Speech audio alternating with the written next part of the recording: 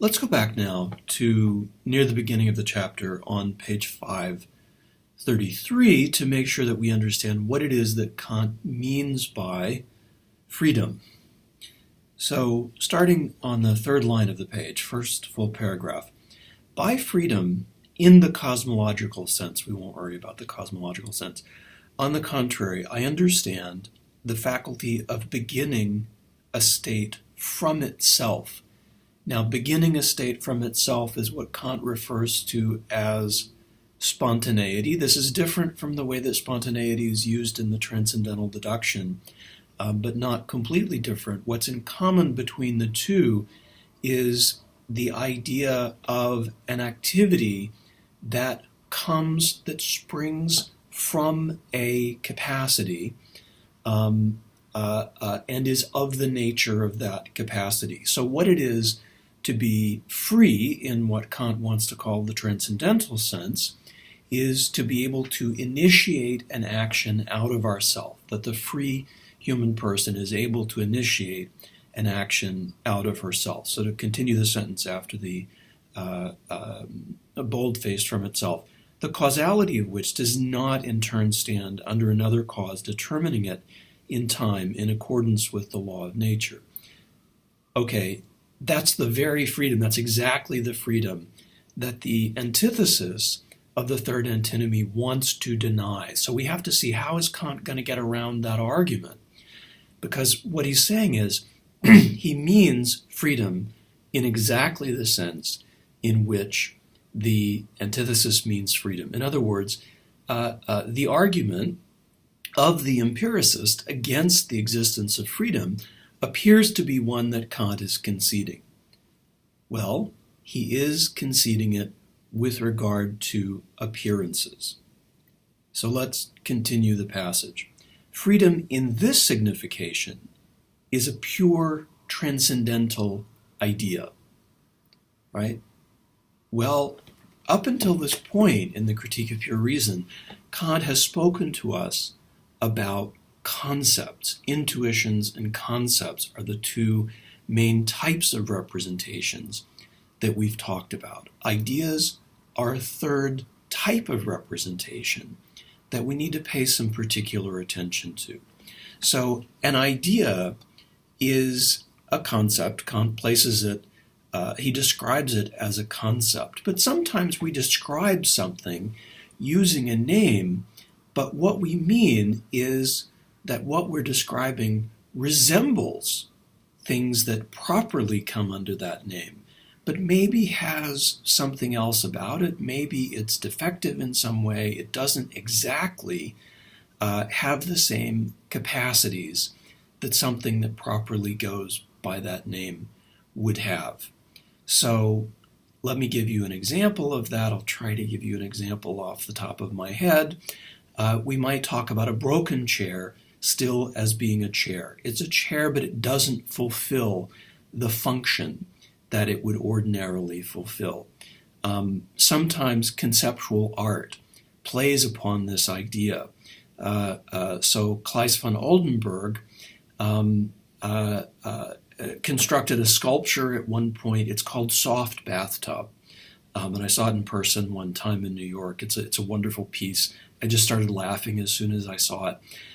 Because it has the shape, roughly the shape of a bathtub, but it's sort of, it doesn't quite hold together because in fact it's soft, it's made of burlap, and so the spigot and the handles for the spigot are just sort of hanging down limp, and the whole bathtub itself is limp. So we recognize it as a bathtub, but at the same time we recognize that it doesn't fully have the function that a bathtub would perform. Okay, so what would be the equivalent? What's the analogy in the case of concepts and ideas? Think about what concepts do for Kant. Concepts unify a manifold of intuition under them, right? And by doing so, they constitute an object, right? An idea it has the form of a concept, but it cannot have the function of unifying a manifold of intuition into a concept, because in fact the manifold of intuition that it would be trying to unify, we are not able to intuit, right? So what it is, the materials that the idea is trying to unify, aren't there in our experience to be unified. So if we take that clue, take the clue of the soft bathtub, right? The bathtub that, looks like a bathtub, but it doesn't have the same function. By the way, look at that sculpture online at some point. Freedom in this signification is a pure transcendental idea, which first contains nothing borrowed from experience. Right? In making an object with a concept, we have to borrow those intuitions that we're going to make the concept out of, that we're going to synthesize and unify into a concept. We have to borrow those from experience. So this idea of freedom is something quite different from that. And second, the object of which also cannot be given determinately in any experience. Now, determinately gives us a clue that maybe the object of the idea of freedom could be given somehow indeterminately in experience, and in fact Kant thinks that it is. We'll get to that in a future video. Okay. So go down a little further towards the end of that paragraph. So Kant is talking about the fact that everything that happens must have a cause, which he grants, right? Through this law, then the entire field of experience, however far it may reach, is transformed into the sum total of mere nature. That's a familiar concept to us. But since in such a way no absolute totality of conditions in causal relations is forthcoming. Now wait, Kant appears to be reasserting the argument of the thesis in favor of the existence of freedom, right? He seems to be asserting the fact that the regress, the infinite regress, can't happen, that it's irrational. Let's see how he continues the sentence, though.